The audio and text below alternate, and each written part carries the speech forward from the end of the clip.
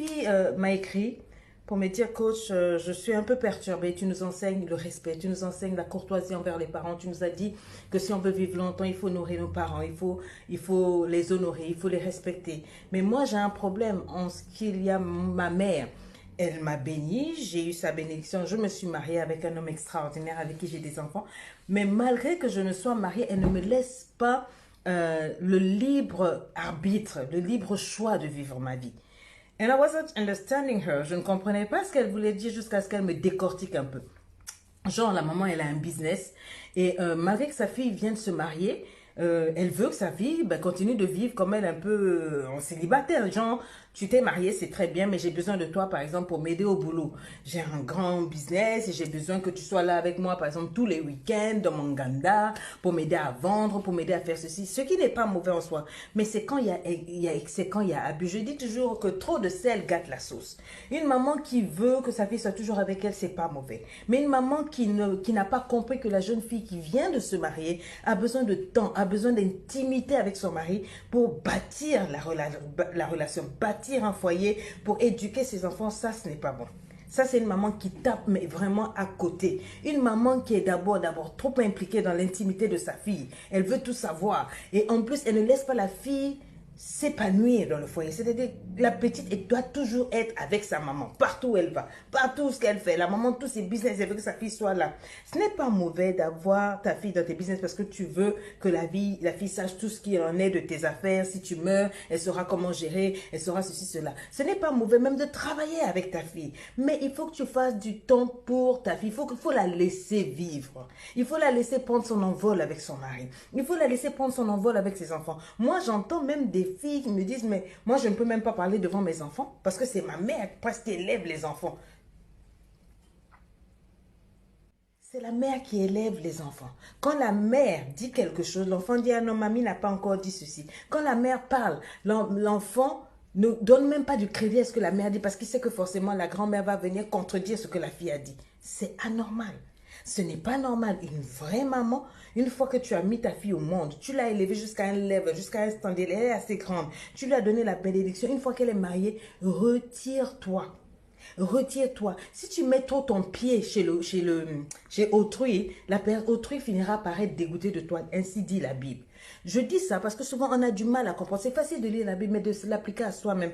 Une fois que ta fille est mariée, ce n'est plus ta propriété. Elle appartient à un foyer. Donc, respecte le foyer, respecte l'intimité, respecte-les, laisse-les vivre leur vie. C'est à toi, maman, de conseiller ta fille pour qu'elle se pose à la maison, pour qu'elle ne s'éloigne pas trop, genre avec toutes ses copines.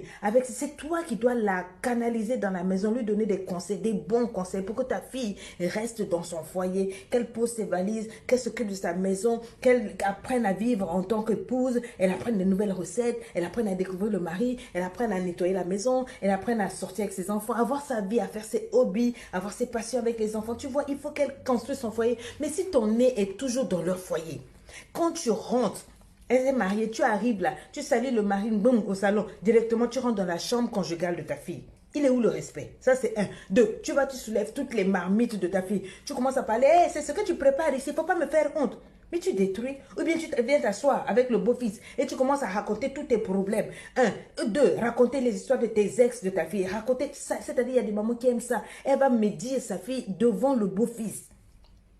Qu'est-ce que tu cherches? Tu veux le beau-fils ou bien comment? C'est quel genre de belle maman? C'est quel genre de maman? On a dit belle maman. Donc, tu dois être une belle-mère exemplaire. Tu dois être une maman qui est belle. Donc, une maman qui est belle de l'intérieur vers l'extérieur. Ta fille s'est mariée. Joue ton rôle jusqu'au jour du mariage. Si jamais elle revient vers toi en pleurant, tu donnes des conseils pour la reconstruction, pour la paix dans les ménages, pour que ça marche. Mais tu t'éclipses petit à petit. Tu gardes un lien émotionnel avec ta fille. Quand elle a besoin de toi, elle doit pouvoir te trouver. Mais ce n'est pas maintenant que tu vas dire, bon, malgré que tu es mariée, je t'ai autorisé le mariage, je veux que tu sois là. Je veux que tu continues d'être autoritaire, d'être présente, d'être omniprésente et omniprésente dans la vie de ta fille. Non. C'est pas correct. Ça, c'est une sorte de sorcellerie. Les gens disent, tu parles toujours de sorcellerie parce que la sorcellerie, là, ce n'est pas seulement ce qu'on vous dessine dans les dessins animés avec vous savez, les gens avec les vieux chapeaux ou bien qui sont sur des balais magiques et tout. Non, la sorcellerie, c'est quand le corps est méchant, tordu, tortueux. Tu fais à autrui ce que tu n'aimerais pas qu'on te fasse. Est-ce que toi, ta belle-mère a fait ça? Non. Donc, j'espère que ça, c'est clair du côté des mamans. Maintenant, aux jeunes dames, vous vous êtes mariées. Tu aimes ta maman c'est ta maman. Si tu es très fusionnel avec ta mère, comme moi, je le suis avec ma maman, jusqu'aujourd'hui, ma mère, c'est ma meilleure amie. Mais j'ai appris à faire la part des choses parce que je veux aller loin. Je sais que l'ingérence maternelle peut souvent dépasser. Souvent, les mamans elles-mêmes, elles le font sans se rendre compte. C'est à toi de t'imposer avec le respect, avec courtoisie, avec honneur. Le fait d'honorer, le fait de respecter ne veut pas dire que tu n'es pas capable de dire la vérité à ta mère. Dire, maman, je t'aime de tout mon cœur, mais il y a des limites. Regarde, maintenant je suis mariée, je dois bâtir mon foyer. Tu m'as donné ta bénédiction. Serais-tu heureux si ce foyer-là se détruisait? Si elle te dit oui, c'est une doquée, c'est une sorcière.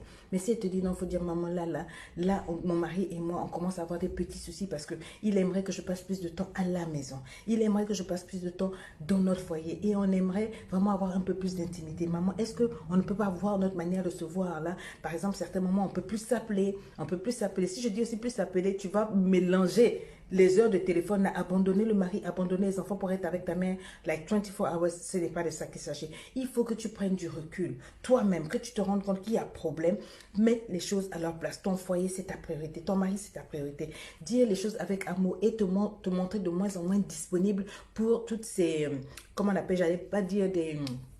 C'est important de passer du temps avec la maman, mais c'est encore plus important que tu passes du temps avec ton mari pour bâtir ton foyer. De là dépend de la suite. Si tu as un bon foyer, un foyer bien établi, bien fondé, dans le respect, dans l'intimité, etc. Si ton mari est heureux, forcément il bénira la belle-mère. Forcément il te poussera même à aller voir la belle-mère. Forcément il ira voir ta mère avec toi, lui faire des cadeaux et tout. Mais si elle est constamment présente, omniprésente dans ta vie, ça va casser. Ça va créer des tensions. Ça va créer un jour ou l'autre, vous allez vous manquer de respect. Donc belle-mère, prenez du temps loin. Et jeune fille, sachez cacher les choses. On ne dit pas tout à la belle-mère, on ne livre pas les secrets de l'anaconda, de l'intimité, de la gestion familiale. On ne fait sortir que, par exemple, si ta vie est en danger, par exemple, il te bat, tu te rends compte que c'est un narcissique, etc. Il t'a coupé de tout, il t'interdit d'être en famille, etc. C'est à ce moment-là que tu peux lancer des signes et des signaux à la famille. Mais avant ça, tu protèges ton foyer, tu te gardes. Tu n'es pas obligé de tout dire. Même quand maman veut, dans la blague, rentrer un peu dans la vie sexuelle, dans la vie intime, tu glisses légèrement ailleurs. Il faut orienter le débat ailleurs. Il faut quand elle se met, voilà, ton mari ne m'aime pas, tu ne dis rien, tu pousses la chose à côté et tu lui fais comprendre que ton mari c'est toi. Si elle parle mal de ton mari, ça veut dire qu'elle parle mal de toi. Et si elle parle mal de toi, on va se dire les vérités, mais dans l'amour et dans le respect. On garde la fusion, mais on fait installer le respect. Maman doit respecter ta relation et toi, tu dois te respecter assez pour prendre les distances et faire de ton foyer une priorité. Bye bye.